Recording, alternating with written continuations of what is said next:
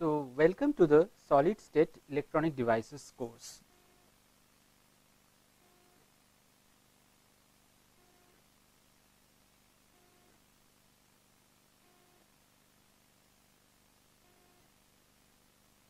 So, in this course we shall start our journey from the study of atomic structure .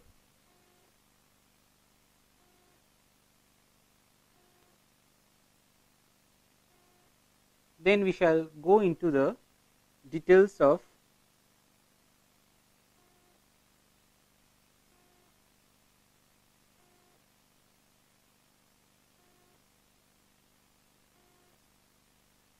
solid state physics,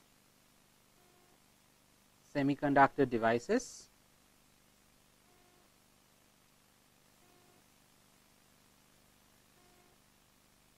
and then we will go into the different devices like p-n junction diode,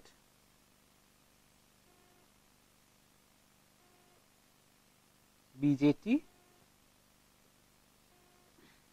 MOSFET, and finally into some advanced devices.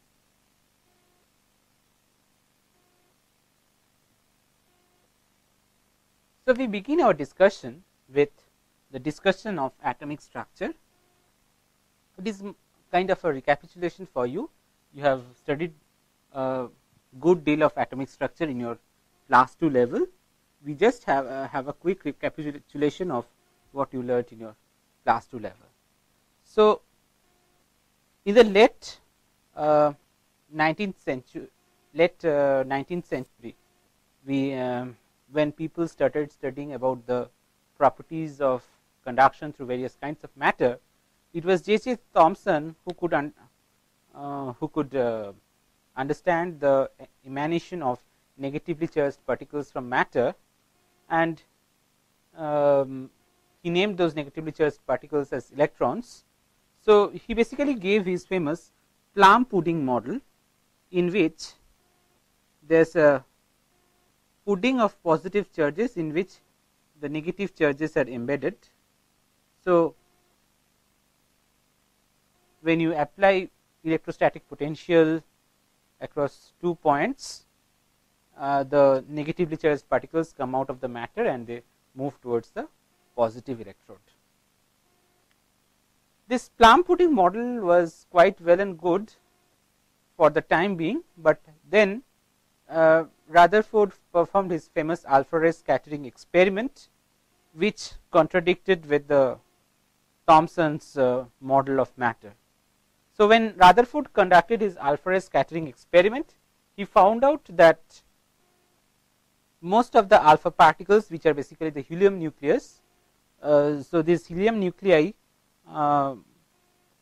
passed straight away through the gold foil, whose dimensions, whose thickness is of few microns only, and this most of these alpha particles passed straight away through the gold foil without being deflected.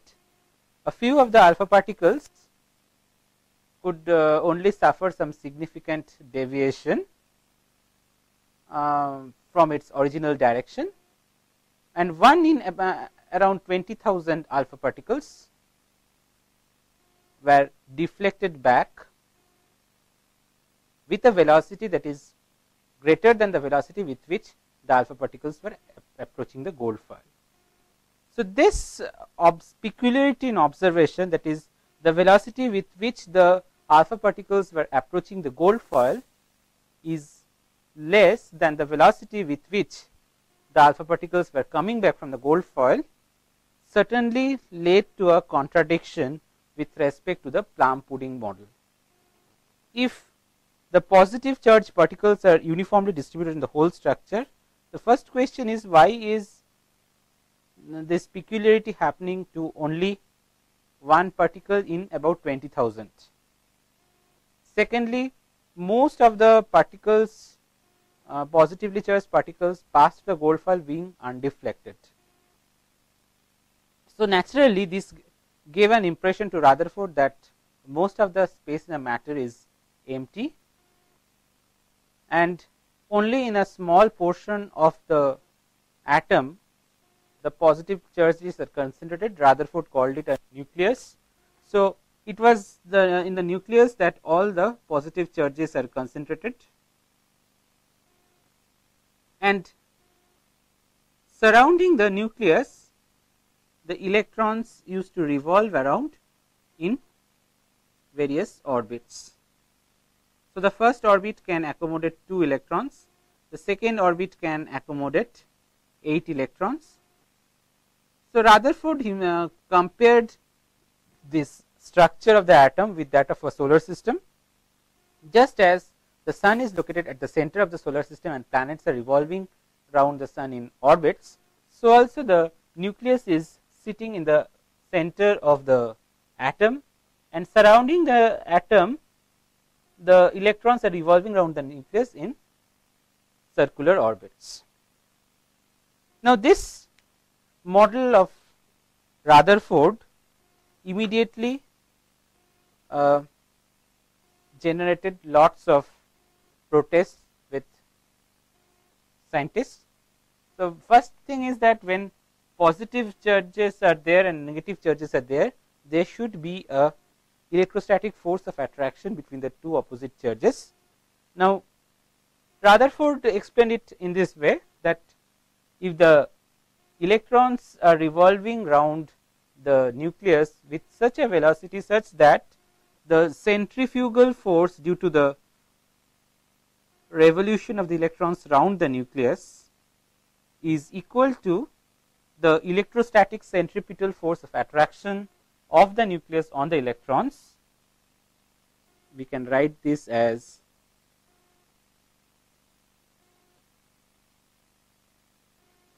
by this we can write this by describe this by this equation.